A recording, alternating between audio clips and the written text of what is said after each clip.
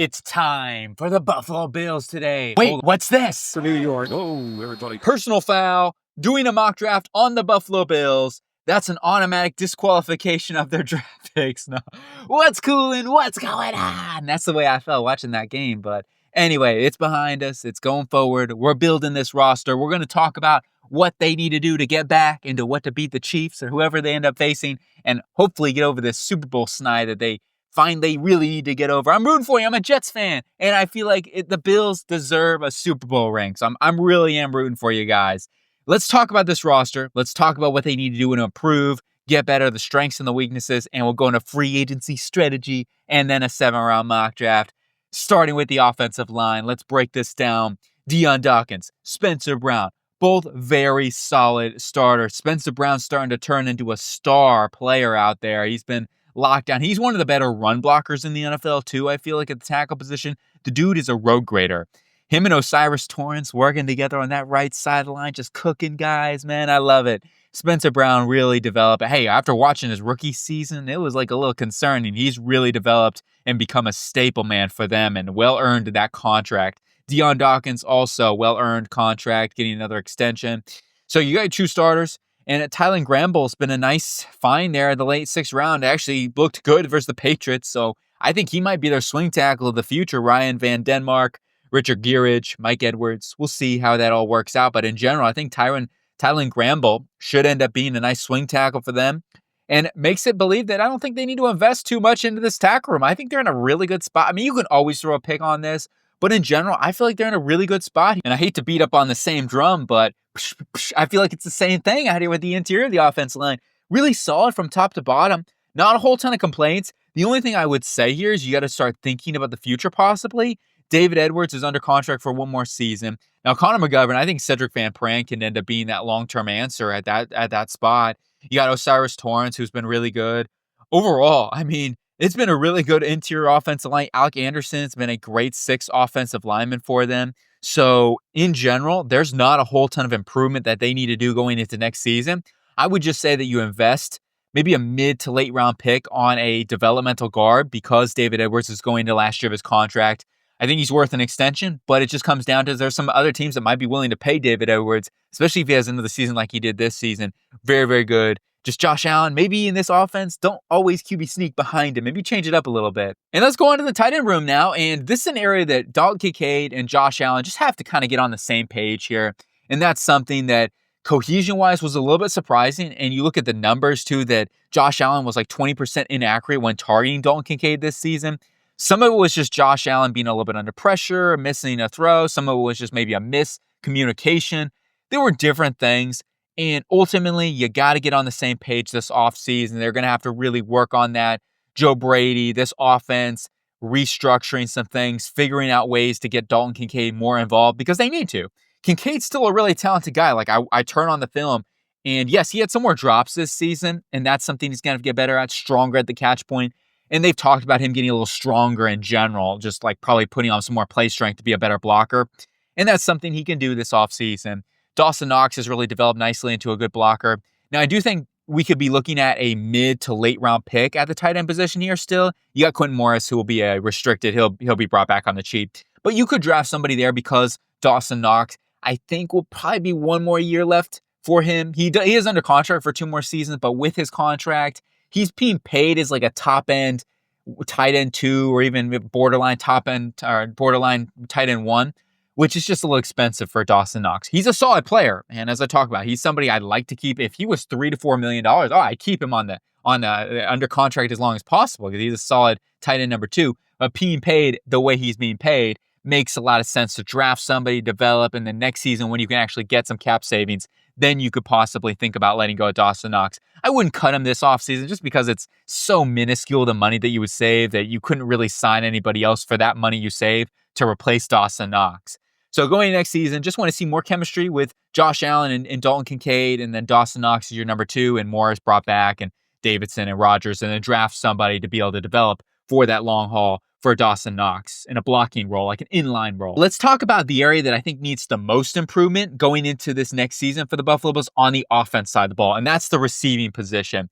And the area that I would love for them to add is like a speed, somebody with some more speed. I'm not saying try to find just a gimmicky speed guy or anything like that, but they really do need to add somebody in here to open up the offense a little bit more because Khalil Shakir is certainly not like a burner or anything like that. Like he's got good movement skills and he's a great yak player, right? He's one of the better yak receivers, especially slot receivers in the NFL. I would feel very comfortable in saying that. The dude is tough as nails. And Matt Collins is also tough as nails. Oh my gosh. I mean, he is a really good blocker too. And I think he's going to get actually a little bit of value on the open market. So hopefully they can bring him back because he's such a tough-nosed blocker and also, good red zone threat too.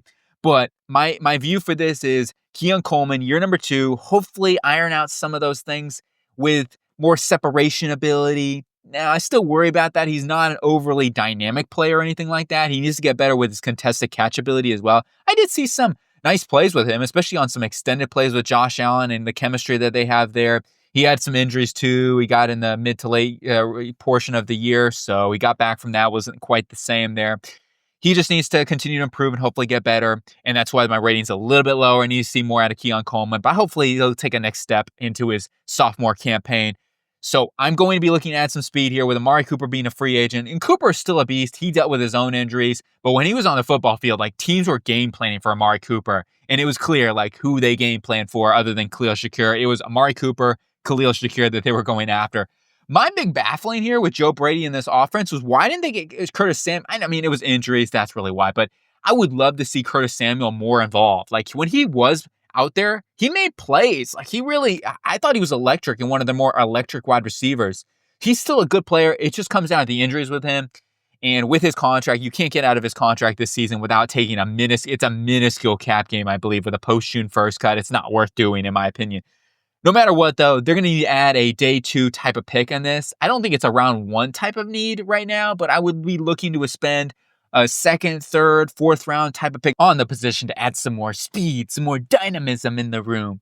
Let's go. Ooh, we talk about some dynamism right here. James Cook in this running back room, which is very, very good.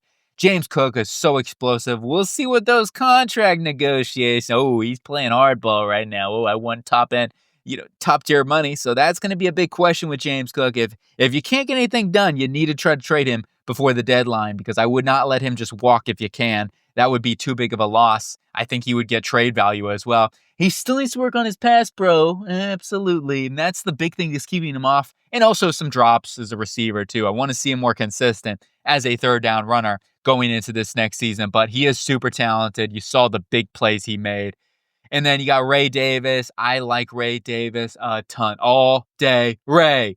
And you got Ty Johnson, who, as a Jets fan, I have been so frustrated that they let go of Ty Johnson. Still, to this day, I remember when we brought in Dalvin Cook and gave him a massive 1-year deal to let go of Ty Johnson. I was so frustrated with that. Ty Johnson is an underrated player in the NFL. He's a good third down back, and he was a really reliable pass protector for Josh Allen and a receiver. Had some really, really good moments this season and well-earned. I hope the Buffalo Bills can bring him back, and he definitely deserves a lot more praise than he gets out on the NFL. Now, I would still say that you draft somebody here in the late portion of the draft that can fill a third down role just in case you don't bring back Ty Johnson or because he could get a contract elsewhere. Or if you do bring him back, you're going to need to draft just one more guy, possibly, or UDFA pick. It's not a high priority need. And on to the quarterback position. This is obviously not a need. Josh Allen, MVP Josh Allen. I just want to see him get the MVP of the Super Bowl. I'd rather him do that. I'm sure Bills fans would rather that too. Anyway, Josh Allen's a stud. It just comes down to, do you let go of Mitchell Trubisky? I would say no. I just don't think, like we were talking about earlier with some of these other guys, it wouldn't make sense to cut Mitchell Trubisky to save just little money. And at the same time, do I feel confident in Shane or Mike as the backups? No, I would rather have Trubisky be the backup. So I'm not doing anything here. You're in a good spot. Let's go on to the defense side of the ball now and start off with the edge rushers. You got Gregory Rousseau and AJ Epinesa. Nice solid 1-2 punch. Now they can add some more passers, especially Von Miller. Likely a cap casualty this offseason. And Vaughn did play better this year. So this was probably his best year as a Buffalo Bill. Now that maybe not be saying a whole ton. Von Miller, still a good situational pass rusher. Are you paying him $23+ million? No, that's really what it comes down to. It's a cap discussion. If he was here for $5 million, oh, I'd be fine with that. And maybe they renegotiate something and get him more on a fair deal, and that would be totally fine. No matter what, though, they're going to have to invest in this. This is an early need in the draft. This is something they need to continue to add reinforcements, especially with the way that they play and they rush for. It's kind of that's their mentality. Get home with their defensive line. And more so, if you're a Brian Flores, you can get away with stuff like that. But for this team and their defense, I think this is more of a priority. Babbage and this defense, he is the defensive coordinator. Love that name, Babbage. It's from like Monk or something like that too, that I get it. They also brought in Ryan Nielsen as a senior player guy that's going to help them out on the defense side of the ball. So, which doesn't surprise me. They seem to play a little more man coverage this season, so they might want to get a little bit more even that when we talk into the secondary. Javon Solomon also was a nice situational pass rusher for them this season. Dwayne Schmut's a good situational pass rusher, good player. He just kind of dealt with some injuries this season. We'll see if they bring him back or not. No matter what, though, I'm going to be boosting this edge position. AJ Epinesa is going into a contract year, so let's try to find some more depth, if nothing else, for the future. But they need a little more oomph in the room. Onto the interior of the defense line. This is something, whereas the edge rushers, I'd like them to get more speed. On the interior of the defense line, I'd like to get them some more bulk, some more, give me some rustle up, give me some more Hulk action up in this interior, especially considering the way that they scheme, the way that they go about business with this linebacking core. A lot of their linebackers are undersized, and that's not a bad thing, right? It's just you need to keep those guys clean. I don't want Matt Milano and Terrell Bernard taking on a whole ton of blocks. So if you can keep those guys clean and just let them do what they do best, I feel really good about this because those two guys are studs, and they got some studs in this. Dorian Williams played well this season as well. You got Buffalo Joe. Anyway, we'll talk about him in a little bit. But I will be looking at a little more beef in this room. Daquan Jones, too, at this point in his career, I don't want to rely on him as a full-time starter. He's still a solid player, and Ed Oliver's a really good football player, but he does get mashed at times in the run game. So if you put up a big space eater guy next to him that can hold the point of attack and kind of two-gap, that would be the ideal scenario for them in this roster. And Jordan Phillips can kind of do those things, but at this point, again, in his career, I wouldn't bank on that. So they just don't really have a whole ton of guys that can do that in this room. Austin Jackson was nice this season. Went out there. I thought Quentin Jefferson, for them late finding him off the waivers, wasn't a bad idea. He's a good pass rusher. We'll see if either one of those guys are back. Dwayne Carter, need to see him develop. I just didn't see a whole ton of him making tons of plays this season, so that's just what it is. I didn't watch any specific one-on-one film of him, but I just didn't see him making a whole ton of plays. He's a rookie. Let's see him. He was out there. I saw him. He played a good amount of snaps, especially for a rookie. So for a year two, especially defensive tackle is a tough position as a rookie to really come in right away and hit the ground running unless you're a Jalen Carter type of prospect. So there's that. But that's my only thing here is day 2/early day 3. Let's try to find a big guy. Now, since you can a lot of times find bigger guys like space eaters later in the draft, but I still think it's a priority for them and continue to build up this defensive line next to Ed Oliver. And then on to the linebacking core, which I alluded to just before, is this linebacking core is really good. Now, do they have like this dominant run defender, big guy in there? No, they really don't. But at the same time, Matt Milano, the way he played in crunch time in the playoffs, he was lighting it up, man. Terrell Bernard, he gets the Gladiator Award for me this season. He dealt with, I don't know, I even know how many injuries he dealt with through the season, but it seemed like everything, shoulder or ankle or whatever. Like it was this, that, and that. But he just kept going, kept playing and playing tough, man. Bernard's the guy I'm giving a contract extension to when that time comes. Oh, you better believe we're not letting him go like the Tremaine Edmonds. They got to re-sign this guy. He wears the C, and for good reason, man. He is a leader for them, and certainly want to make sure you bring back Terrell Bernard and give him a contract extension. And with Matt Milano, I know there's some rumors, let him go. No, I would not do that. You save such a minuscule amount of money. And since, yes, the injury is the only reason that they're probably talking about that because he's a good football player. It just comes down to if you can maybe work out a little bit of a contract negotiation, a little bit of a pay cut, that would be ideal for this football team with the injuries he's had. It would make sense, but that's really all that I would be looking at doing here.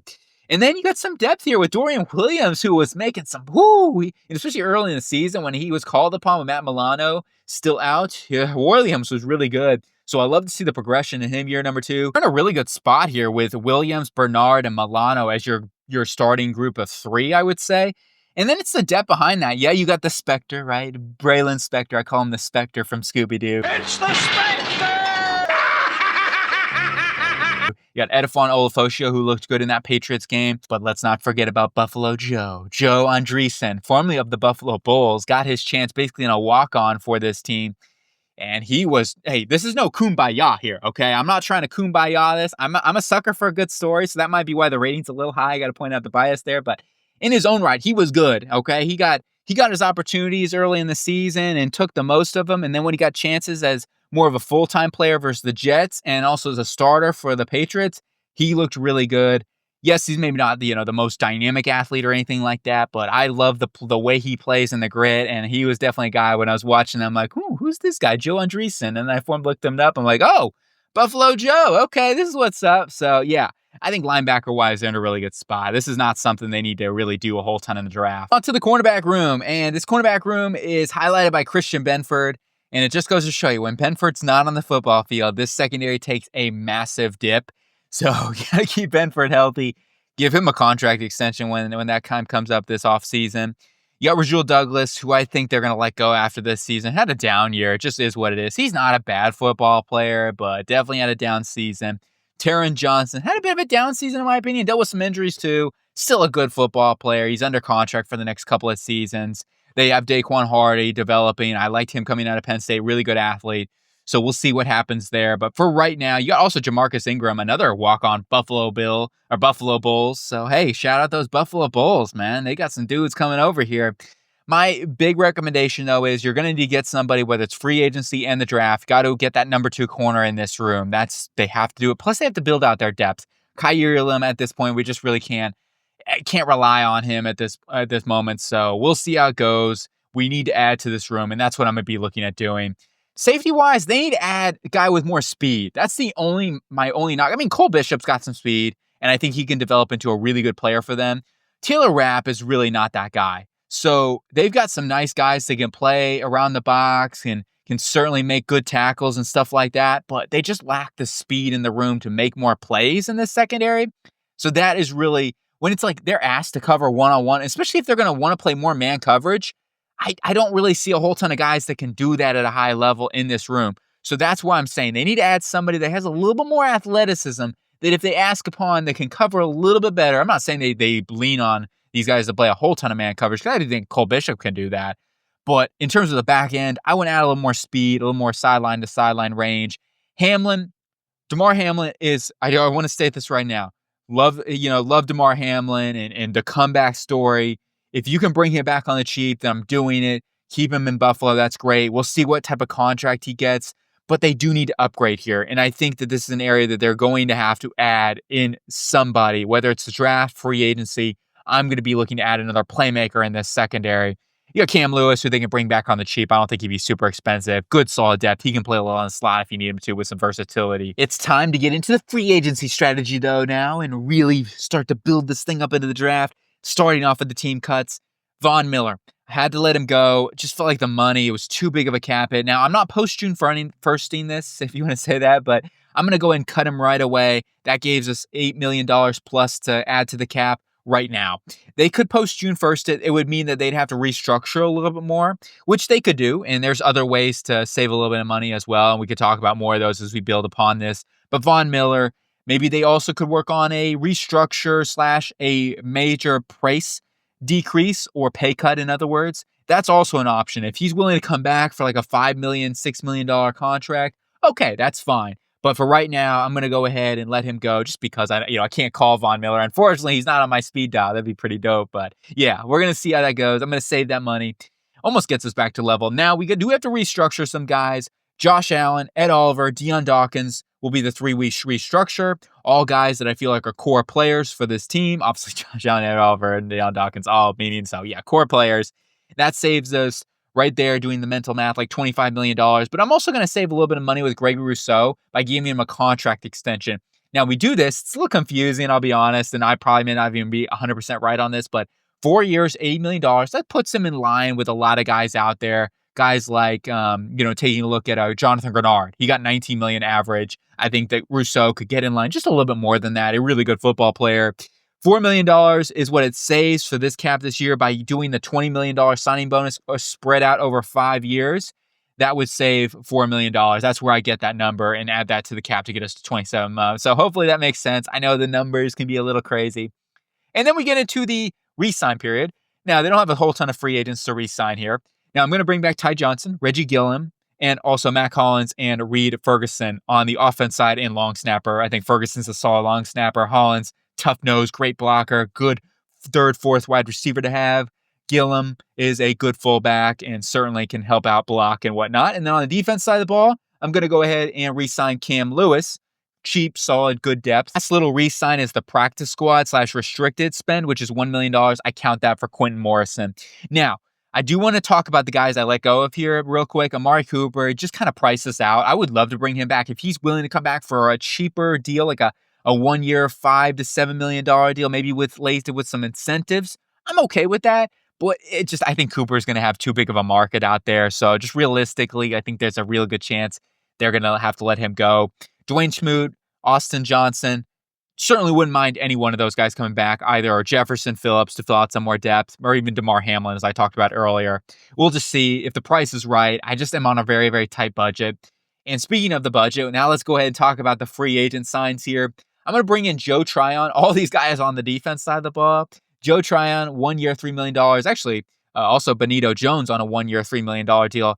Tryon's just going to get an opportunity for a team that's has a chance to be in the spotlight with the Buffalo Bills, and maybe he can earn a bigger contract elsewhere coming off a bit of a down season and wanting to prove himself. So I think it's a win-win scenario for Joe Tryon. Benito Jones, really good run defender, and that's exactly what I want. He did a good job stopping the run. He can space eat for this team and just give them some more help to clear up their linebackers. You got Jonathan Jones. Hey, got to steal a New England Patriots guy, right? And we steal a Dolphins dude as well. So, hey, I got to steal those division guys out here.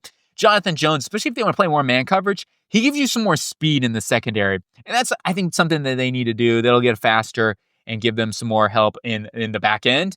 And then Andre Sisco, we also talk about speed. That's my goal here. And it's not just finding speed, okay? Speed can be a little cliche. I want to find good football players, but with some speed as well to help improve some of those areas when they need it, especially versus good football teams. I feel like their defense crumbles at times. Bringing in Sisco, former Syracuse guy, close, only a couple-hour drive, basically. So getting him closer there, 3 years, $27 million. I think he is 100% worth that. Coming off a down year, in general, the Jaguars defense was a bit of a mess. So I think it's totally worth adding Sisco for, in the guaranteed money would probably just be like a year and a half of guarantees. You're probably looking at like 12 to 15 of this being guaranteed, not that much. Maybe it's 18. I don't know, probably maybe more like 18 possibly. In general, that's not too bad. Even if it's a 2-year guaranteed thing, that's not terrible for Andre Sisco, because I just don't think he's going to be that big of a bust for you and signing him and what he would do for this football team comparative to the upside and the way he could play worth way more than this. So that's the way that I'm seeing this. And the effective draft cost, which comes from over the cap that I get out there. And with the margin of error, I want to point this out because we are in the negatives right now. The cap just went up. It went up higher than what it was expected. So the Bills should actually may have a little bit more cap space than what I put in there for them. And that's why I say I'm okay with this. Plus, if they had to save a little bit of money, they've got 2 punters under contract. Maybe they go of what is it? Is it Sam Martin? They got Jake Carminda from Georgia also on there. So you can figure something out. They can save a little bit of money. It's a very negotiable amount, but I do have to cover myself for that. Now, let's go ahead and highlight the biggest needs once again after free agency before we get into the draft. Offensive line-wise, I would just say let's find a guard mid to late rounds to develop just in case they don't re-sign David Edwards if he gets a bigger contract. My number one need, though, on the offense here is adding another guy with some speed, some more playmaking ability in this offense. Now, I do want to add in somebody at the tight end position in the mid to late rounds who can develop, maybe be that understudy for Dawson Knox and be that inline tight end of the future, good blocker type. Running back wise, possibly same thing here, just a developmental pass catcher / receiving pass blocker. That's really about it here. And then on the defense side of the ball, with some of our free agent additions, I still think we need to improve the defensive line, and I'll be looking to do that. Add another edge rusher early in the draft, round 1 through 3 range. Interior defensive line, round 1 through 4. Well, I'd say, at least round 2 through 4, but even possibly a first rounder, depending if a Kenneth Grant falls to you, if you like Tyleik Williams a lot, which I think he'd be an excellent addition too for this football team. Like Kenneth Grant or Tyleek Williams, oh, I take one of those guys in the first round, no problem, if available. But I want to add somebody in that mold that can be a good, solid, big nose. They can hold the point of attack and two gap a little bit for this team and keep their linebackers clean. And then cornerback-wise, I still want to invest in this, but bringing in Jonathan Jones, who's been reliable throughout his career, makes this a lot less of a huge need, okay? I think Jonathan Jones, Christian Benford, and also Taron Johnson, that's a great group of three, but they do need to invest with only Jones being on a one-year contract. And obviously Benford, he should get a contract extension, but he's going to last year of his contract. So no matter what, I'm going to try to find some depth because I don't feel overly confident with Kaiir Elam. And then safety-wise, we're in a pretty good spot. I could draft maybe a box hybrid safety for them because they do play a little bit of like dime where they'll put like either their nickel as like a hybrid linebacker or even a safety as that, but maybe like draft somebody that can be like a Taylor Rapp understudy because he might go into last year. He's got 2 years left on his contract, but with a cap hit next year, they could save like $4 million. So it's something to consider. Overall, I would say that defensive line being the top priority with the cornerback position. Ready or not, here we go. It's mock draft time. Buffalo, we start with their first pick at number 30, Donovan Ezaraku. Going to add some more speed off the edge. You pair him up long haul with Gregory Rousseau. AJ Ebenez obviously still under contract for one more season. We brought Joe Tryon. You got Javon Solomon. This is a nice group that we're building of pass rushers. You want to rely on your front four? Well, go get some dynamicism off the edge. Donovan Ezaraku is one of the best twitchy inside counter moving pass rushers in this draft. I know it's kind of a mouthful, but this dude's got some spin moves. He's got some inside counters that you see from guys like Micah Parsons. I'm not saying he's Micah Parsons, but he certainly has some of that to his game. And he's stronger than you think he is as well. He really is. And I also think he's not as big of a liability as maybe he gets his flack for in the run game. He's got long arms too, 34-inch arms. But add more pass rushers with Donovan Ezaraku. Round number 2, Bond, Isaiah Bond. I know this might seem like a bit of a reach. It might be, but speed is speed. And sometimes you have to overdraft speed. And at the same time, this season with Isaiah Bond was so frustrating. I know he's so talented. The play strength is a problem, but I still believe in Isaiah Bond. I'm higher on Bond than where his ranking is right now. More of a third-round projected rank at this point. I do think he'll rise after the Senior Bowl because he's going to put on a show, I would imagine. But at the same time, this is the exact receiver that they need. Go get their Jalen Waddle in this offense, and you add him in here with Keon Coleman and Khalil Shakir. That is just a tandem of three that I love going into the future here. Bond, Isaiah Bond. And then I had to say it one more time. Jordan Phillips, interior lineman, Maryland, Landover we go. We're going to add in a nice, big, girthy, monster, hulking. He literally looks like the Hulk. I know he's not the biggest, like size-wise, but he's 6'1", 318 pounds. He is chiseled. I would not want to meet this guy anywhere. It just is what it is. If I was going against the ring against him, oh, it'd be on. Just kidding. I'm ready to go, but he would probably beat the crap out of me. Anyway, I'm still giving it my best effort. Jordan Phillips, though, really, really strong with his hands. Showed some quickness, some cat-like quickness at the one-on-one in the Shrine Bowl. So there's that. I just want to see him continue to work on his hands and his pass rushing ability because there's just not a lot of that right now with his pass rush plan and his pass rush moves. But you can develop that. And as a guy that's just going to be a replacement for Jordan Phillips, right? Jordan Phillips, one Jordan Phillips to another Jordan Phillips, I guess. But he's going to be really good at keeping those linebackers clean and holding the point of attack. Then we go on to Denzel Burke, cornerback, The Ohio State University, who's going to be a really good understudy here for Jonathan Jones. And he has some similarities, actually, to Jonathan Jones. Really good speed, and I love him in man coverage. Cover 1, cover 3. I think that's really where he's at his best. He struggles at times in zone coverage when he's a little bit off, I feel like, his instincts, especially in like double moves. You take a look at that Oregon game, you really got taken advantage of at that point. But I love him with his smooth pedal, his smooth athleticism and man-to-man. He's just so sticky in that regard. And especially if they want to play more man coverage, go get a guy like Denzel Burke. I think he'll be really, really good for them. And then we go on to Jonathan Williams here, play tackle at Cincinnati.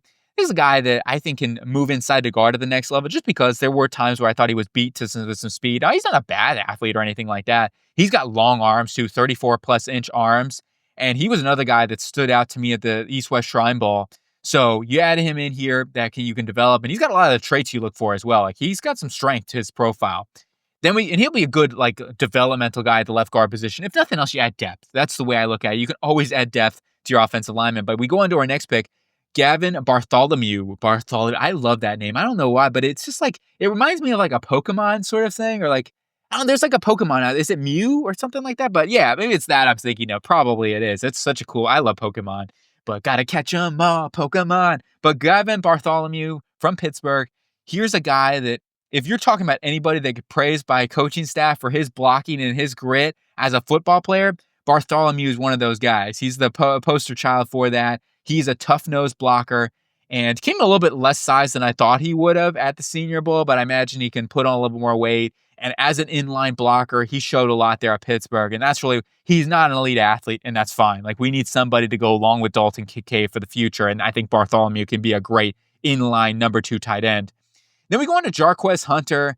This is one of my guys in the draft. If I had to put a label on my guys, I don't know. Sometimes that's, you know what I mean? But anyway, Jarquez Hunter, I think he is that explosive, hit the hole, great vision. And I also love his power. His contact balance is so underrated in this draft class, and a good receiving back as well. He's going to be able to pass protect too. So he'll be a nice little backup for Ty Johnson. Next pick here, I'm going with Jabbar Muhammad, Oregon. I'm a Ducks fan, and I think Muhammad is one of those underrated guys that's going to come out, be undersized. Team's not going to draft him because he got like 29-inch arms. He's 5'9", 185. He's way undersized, but he plays tough on the football field. His instincts are incredible, and I also think his stickiness and overall ability in man coverage is excellent. Like, he is super smooth. He's got that lateral twitch. And yeah, I really do like Jabbar Muhammad. Whoever gets this guy, I think is going to get a steal. So keep an eye on this guy. Certainly somebody I'd look to add to this roster. Our next draft pick, we're going to also go close to home in Syracuse. We're going to go add in Fadil Diggs. And he's a guy that has some traits to him, right? He's got good size, solid length. He's got some solid speed as well. He's an explosive guy. He just doesn't really have a whole ton to his game right now. As a pass rusher, his toolbox is very limited. His moves, he kind of just wins off athleticism. And as a run defender too, he needs to work on his block out and things like that. He's somebody I love to take here at the end of the draft to be able to work and develop a guy like this and add some more depth if nothing else. And same thing here, Hunter Waller, safety from Wisconsin. I think he can be a really good special teams ace for this team, especially early on. And as you develop him, possibly in that Taylor Rapp sort of an ideology thinking here, with him possibly going into last year of his deal for them because of that cap, if they want to save that $4 million next season. Now, he's still under contract, but that comes down to, we'll see how things work out. But Hunter Waller is somebody like that who's got that NFL size, strength profile, can be a really good box safety, lacks the lateral twitch and things like that. He's not an elite athlete or anything like that, but certainly somebody that could be a good box hybrid dime backer for them. So that's going to do it here for the draft and the free agency strategy. Now let's go and recap everything up.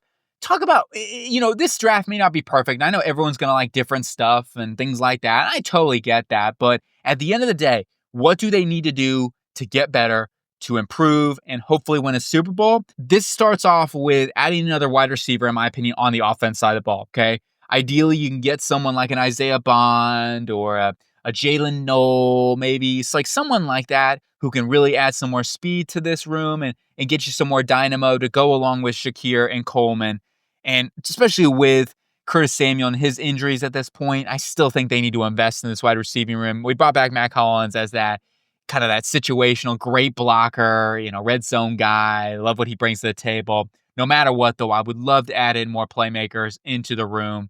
And then on the offensive line-wise, wasn't a huge priority for me, but you can always add to this room, and especially with David Edwards going into the last year of his contract, if he doesn't get extended, you got Alec Anderson who can probably step up into that role. No matter what, though, I feel like, or you could even add Tylen Grable, who could possibly move to the inside. I like what he had showed at tackle, and if nothing else, keep him as your swing tackle. I want to add in John Williams, who can develop, or add in some sort of guard in there to be able to develop at that left guard position, just in case. And then we added in a running back because of Ty Johnson on a 1 year. We only gave him a 1 year deal. If James Cook is not re-signed, or even if they keep him, I want to make sure we have a good pass protecting receiving element to go along with James Cook. And Ray Davis is a good power element too. Like, you got your power, you got your sonic, maybe adding your third down specialist here for Ty Johnson long haul. And then tight end too, we add in Gavin Bartholomew and this is my idea, just finding a developmental tight end too. Somebody who can be a good inline tight end after this next season when Dawson Knox contract you can get off of it or save some money, or maybe you can have more leverage to renegotiate, then that's something you can look at there. But it gives you some development just in case. And then on the defense side of the ball, my top priorities were the secondary and the defensive line. Defensive line, I wanted to add some more speed, and we did that with Donovan Ezaraku. So he's going to be, especially with as much as they want to get after the quarterback with those front four, let's do that. Let's get Ezaraku in here. We brought in Joe Tryon in free agency. And then we also got Fadil Diggs in the draft at the end, just as some more depth to fill out the room and whatnot, to compete with the Javon Solomon for roster spots and stuff like that. I mean, Solomon should be a lock to make the roster going into next season, but you're going to add somebody in there to be that fifth, sixth guy. Defensive interior, I wanted to add in another run defender type, and that's what I'm looking at for this team. Let's get somebody who can just hold the point of attack, clear up those linebackers to make plays and do what they do best. We brought in Jordan Phillips, Benito Jones in free agency. Certainly can help do that and fill in early downs. Cornerback-wise, we brought in Jonathan Jones. I would love to add some more speed, ability to play more versatile coverage schemes, right? If they want to play more man coverage, Jonathan Jones can do that. And then we brought in the Denzel Burke, who also has that ability, and Jabbar Muhammad as well. And then last but not least, at the safety position, we brought in Andre Sisco with more speed, who's going to be more of that playmaking type in the back end, can maybe be a closer, the show type when they need it to be. And then Hunter Waller will be a good developmental guy for a Taylor Rapp sort of role. Obviously, Cole Bishop, Andre Sisco would be your two deep safeties, ideally of the future in this case scenario. But then you got Hunter Waller as your special teams ace early on, and then long haul maybe can develop into that box safety role. So that's really my ideology going into this mock draft and this free agency strategy. Let me know. Look, there's so many different opinions and different ways. There's no one set way. This is just my outline of it and what I saw from watching Buffalo Bills games. And I hope you guys have a really good day, though. And you have a really cool one, and I'll talk to you later.